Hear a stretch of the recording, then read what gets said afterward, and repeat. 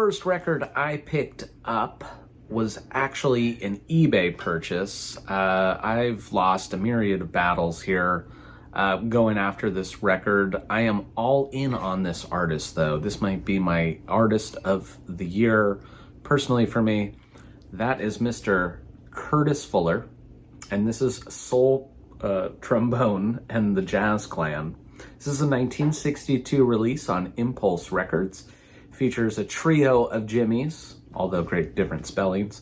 So we have Jimmy Heath, Jimmy Merritt, that's the fun spelling, and Jimmy Cobb on the drums, but he alternates with G.T. Hogan on one song, and then you have Cedar Walton playing piano. This is a great record. Fun fact about me, I don't stream records beforehand. Now I'm all in on Curtis. I just love his sound. I love the style here. We're in post-bop, so I didn't really know what to expect. However, I was pleasantly surprised with this record. In the wee small hours, when he kind of slows down that tempo, you really feel the soulfulness of the sound. Followed by Noodles on the next track, and then you flip it to the B-side. This is a brilliant record. I'm very happy to have it. For those who care, it is a 1972 repress. I was able to win it on eBay because, frankly, I think people just are after originals and they go without abandon. So I'm grateful to get any recording as long as it's clean. At the end of the day, it's about the music. If I've got a clean source and it sounds really nice, I'm happy. This Detroit trombonist has captured my heart. I absolutely love this record, and I think you will too. So give it a listen. Frequently out there digging. I have my own little route. I have a few favorite record stores in the Southern California area, probably a good 4 or 5 records stores that I hit pretty hard. Found this right before I left for Texas. This was an artist I took a chance on. Not familiar with his works. They had 3 recordings. I picked up all 3. This is a guy named Morris Nanton. So they had one trio record of his, and then they had this and another solo album, which I believe was his first. I've only listened to this one so far. It's called Soul Fingers. Came out in 1967. Here it's a quartet. So we've added, from the bass and drums, we have added conga. And on the opening track, you have a guy, Pucho and the Latin Boys, something along those lines, the Latin Soul Brothers, rather. There is a little bit of a Latin feel on some of the tracks. When you get to tracks like Georgia or some of these other kind of more famous pieces, you have a really nice, soft approach, but then there's some twists. So, for instance, on Georgia, he starts really slow. He's really kind of wringing out all that emotion out of the piece. And then we kind of gather a bunch of steam. We raise our tempo, and we finish with a lot more energy. When you get to the B-side, The Lamp is Low is a really cool track, right? We're kind of borrowing from a Ravel theme. Super cool. I always love that, like MJQ doing Bach or what have you. There's actually a lot of jazz guys that borrow from Bach. Straight ahead, very easy jazz. Very happy with this record. It was at a really nice price. It was also a promo copy. I decided to take the chance just because it was on Prestige. The guy who was behind the counter wasn't familiar with the artist either, so he couldn't really give it a recommendation. But for clean condition and a $15 record, I thought, I've paid more for worse. So very happy to have this. This is a New Jersey pianist. I can't wait to listen to the other records, and if it's new for you, give it a listen. See what you think. I visited Texas, like I had mentioned earlier, and I found a few records while I was there, and at a little record/bookstore in Denton, I found a couple records. I found a Cannonball Adderley record. I was really combing the jazz section, but in a bit of a time crunch, in the new arrivals, they had an original pressing of this record. Sufjan Stevens, Greetings from Michigan, the Great Lakes States. This is an awesome album. It's honestly like a refresher course. I haven't listened to that CD in so many years. Still got it. It's up above. Folksy, breathy lyrics, all in homage to his home state, Sufjan Stevens' home state. Fun fact for those watching, Sufjan, if you weren't aware, plays almost all the instruments on the record. So definitely more exotic and fun instruments, more percussive stuff. This is 3 sides, and then the 4th side is a bit of bonus tracks. Was super happy to add this, got it for a great price. A few fun facts. 1, it comes out in 2003. That's when I graduated high school, so I did play the stuffing out of that disc. And then I got to see him on this tour, and the opener will tie into the last record I'm going to show, was Joanna Newsom. And not knowing what to expect and seeing a giant harp on the stage and then her just playing away with her great voice blew me away. So that was a really memorable show. And then also I have a strange affinity for Michigan. I have a favorite hockey team. I have a favorite baseball team. They're from where I'm born. And then for whatever reason, I don't have a favorite football team. So it became the Detroit Lions. Just fond feelings for Michigan, always going there for some reason. I have a lot of friends there now. Absolutely love it. So good feelings when I listen to this record, and it would be a good one for you to check out. Otherwise, I think most people are familiar, but Illinois, that's another one. Along the same lines as the Sufjan Stevens and albums I haven't really listened to in a long time, I had this album on CD. I found this at another record store in LA. Again, I kind of have my spots. So I'll do my wine sales, and then I'm like, hey, I'm pretty close to a record store. Let me just pop in there. So at one of my favorite spots, I'll give you guys a hint. I dig a lot for jazz there, as I'm sure most people do. I found this. Guided by Voices, B1000. This is an awesome album. It's perfect. Robert Pollard is a freaking beast.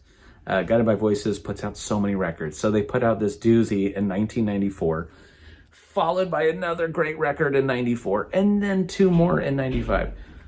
The best part about Guided by Voices is my favorite songs, about 1:30, 2 minutes. They leave me wanting more.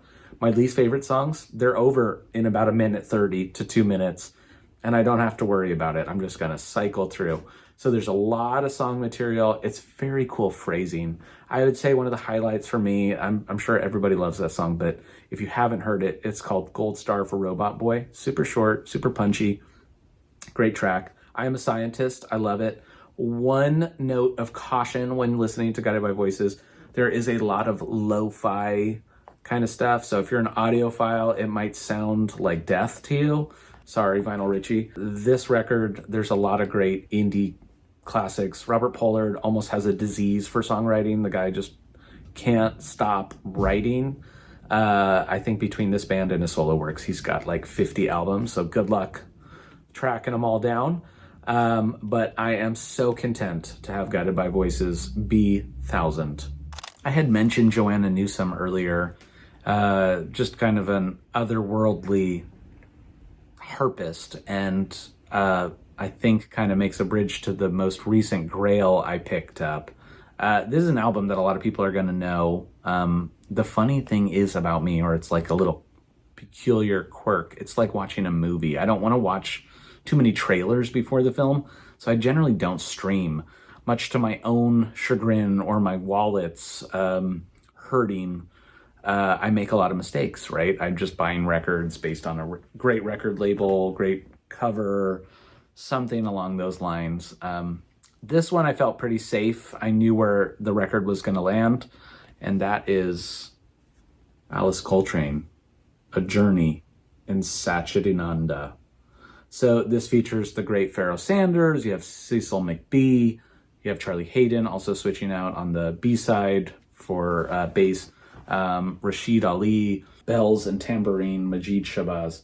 Okay, so what is this record? So essentially after her husband dies, at least in terms of the story, it might be apocryphal, but she's having a tough time. So the Swami, Satchidananda, helps her with his message. And so this is kind of a map for us to go on a journey with her to feel the love of this Swami. And as gimmicky as it sounds, as crazy as it sounds, it's done so well. It's so earnest.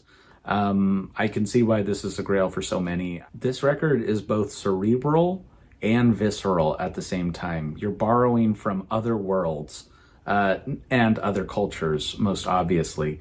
I think something about the harp and the bass, and we're kind of in a trance-like raga almost. It's really special. And some of the works that I own from her tend to fall on that dissonant side. They tend to be really out there and cacophonous, and it's just not for me. But this album, and I kind of knew it was going to be that way judging by how many reviews I had read about it, didn't disappoint in the least. This was a epic buy.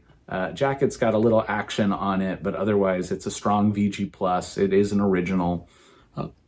I absolutely love it. So if you haven't heard it, I would say it's a good spot to start with her. It's her fourth record, 1971 release off of Impulse. She did Cosmic Music with her husband, and then John dies. And then you kind of move into a few other records, which I don't own, so I don't really know them. But yeah, give it a listen. See what you think. All right, VC, here comes the second half of the video, all about wine.